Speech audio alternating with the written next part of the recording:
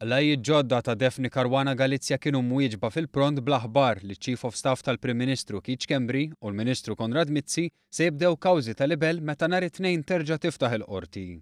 Caruana Galizia allegat li somom kbar ta' flus għaddew f'kontijiet bankarji marbuta mal-kumpaniji ta' Schembri u Mizzi.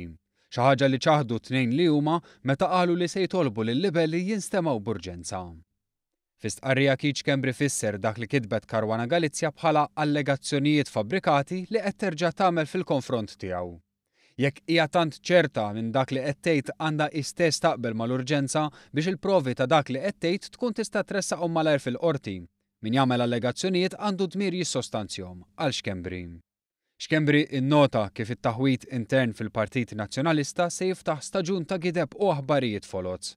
Determinat li ma nħallix iktar gideb u fabbrikar ta' stejjer fuqi għal Schembri.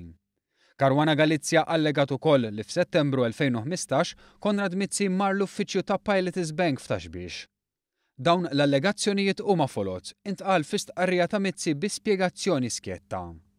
Ebda somma flus qatt ma ddiet lil Hernville Inc. Fil-fatt Hernville Inc. qatt ma kellha kont bankarju, kompla jkun spjegat fl-istqarrija ta' Mizzi.